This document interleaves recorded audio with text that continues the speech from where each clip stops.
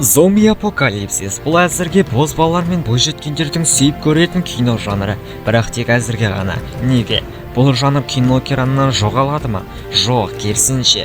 Қиял-ғажайыпқа негізделген бұл жанрдар шындыққа айналмақшы.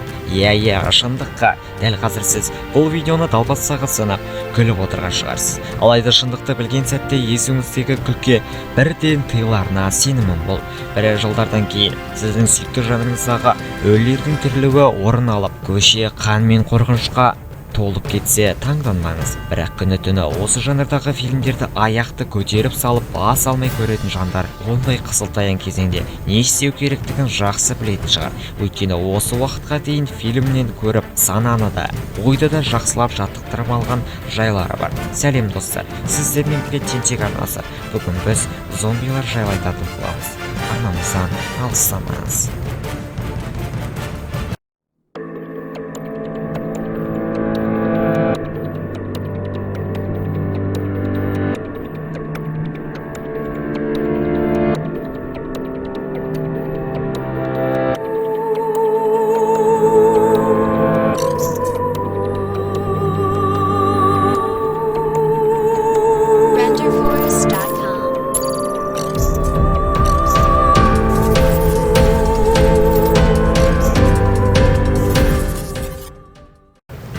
Бірде әйгілі режиссер Стивен Спилберг: сіздер ешқашанда қиял-ғажайып киноларға жайбарақат қарамаңыздар, өйткені әр киноның артында үлкен саясат пен шынайылық жатуы мүмкін деген еді.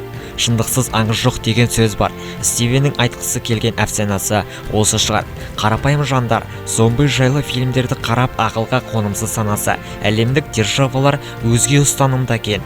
Мұның өзі тектен-тек еместігін дәлелдесе керек. Бүгінде ең танымал жанрға кіретін зомби-апокалипсистік фильмдердің көптігі еріксіз адамды ойға жетелейді.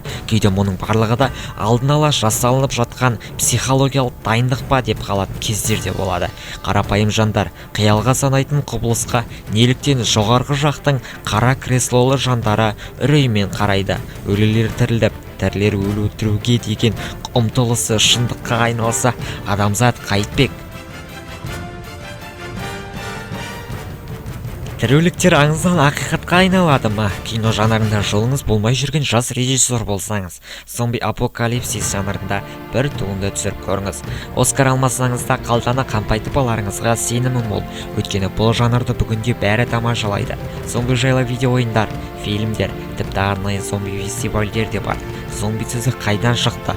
Бұл әлі күнге дейін құпиясы шешілмей келе жатқан сұрақтардың бірі. Алайда бұл сөзді көптеген зерттеушілер Гаити, Куба, Ямайка аралдарын мекендейтін вуду халықтармен байланыстырады. Ал вудулықтар өзі зомби сөзін естіген кезде немесе зомбиге қатысты кез келген ақпаратты естігенде үрейі ұша қорқады. Вуду халқы Африкадан құл ретінде әкелінген екен. Сол сәттен бастап олармен бірге зомби түсінігі де келді. Көне вуду тілінде нзамби өлілердің жаны және жамби кезіп жүрген елес деген мағынаны білдіреді.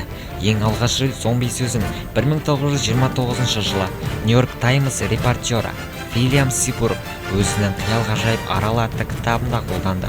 Бұл кітабында ол Гаити аралында өткен 5 жылдығында өлген адамдардың тіріліп кету фактілерінің барлығын таңдана жазған еді.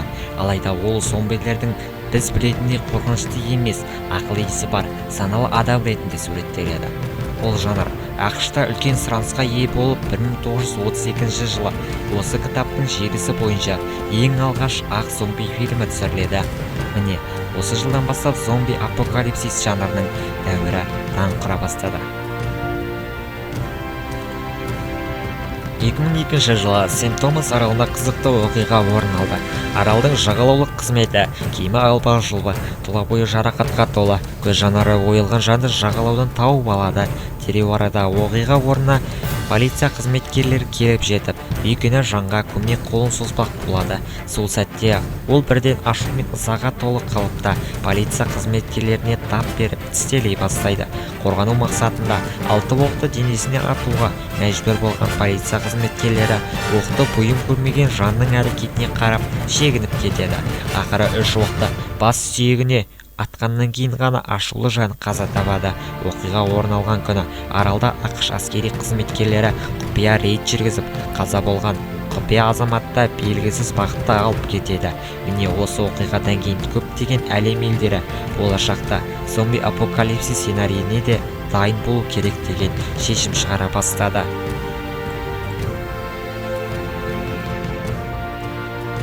Жақын арада ақш-тың Кир ТВ телеарнасы зомбилер ақш-ты басып алды деп жариялап, қалжыңға толы көріністі телеарнада жариялауы Канада тұрғындары қатты үрейлендірген еді. Тіпті елдің қарулы күштері ақш пен Канада шекарасына топтастырылуға бұйрық алып, кейіннен сюжеттің қалжың екені белгілі болғаннан кейін төтенше бұйрық іске асырылмады. Алайда бұл оқиға Канаданың парламентінде талқыланып, Сим Джон Берт зомби апокалипсиске қатысты жоспар жасап шығару қажеттігін ұсынды. Бүгінгі таңда жоспар жасауға $3 миллиард бөлінген. Бүгінде ғаламға ми қызметін толықтай бұзатын паразиттер бар екені белгілі. Солардың бірі адамның немесе жануардың орталық жүйке жүйесін зақымдап, ми бетінде өмір сүретін Toxoplasma gondii паразиті. Бұл паразит адам миына орналасқан сәтте адам өз қылығына жауап бермей, ақыл-естен жұрдай болып, өзге адамның миына құмартатын көрінеді. Оның басты себебі өз миының зақымдануына байланысты өзге миды қажет ететін Toxoplasma gondii паразитінің әсерінен екен. Ғалымға әзірге бұл паразит жұқтырған 26 адам белгілі, және оның барлығы да паразит әсерінен жан тапсырған. Алайда бұл паразит эволюция жолына түссе, онда зомби апокалипсис болуы бек мүмкін. Түйін. Балимор университетінің ғалымдары зомби апокалипсис болған жағдайда тірі қалу мүмкіндігі Қазақстан, Ресей, Аргентина, Финляндия және Австрия елдерінде көп екендігін алға тартады. Себебі жердің үлкендігі, халықтың аздығы және қыстағы аяздығы зомбилерге қауіп төндіреді екен. Бұл зерттеулердің барлығы да еріккеннің ермегі еместігі рас. Миллиардтаған державалар ешқашанда желге шашпайтынын ескертсек, бұл сенуге қиын сценарийдің де ақиқатқа айналуы мүмкіндігі қаперімізде ұстауға тиіспіз. Державалар арасында қырғиқабақ көптеген құпия зерттеулер жүргізуінде себепкер болуда. Биологиялық қару ретінде мыңдаған ауру төтелі ойлап табылып, қарсыласының қапада сан соқтыру күні күтіп тұр. Зерттеулерден қателік кетіп, арнайы жауға арналған ауру түрі адамзатқа толықтай тарап кетпесіне кім кепіл? Сіздермен бірге болған Тентек арнасы. Арнаға тіркеліп, қоңыраушаны басып қоюды ұмытпаңыз, және де осы бір қызықты видеоны достарыңызға таратуды ұмытпаңыз.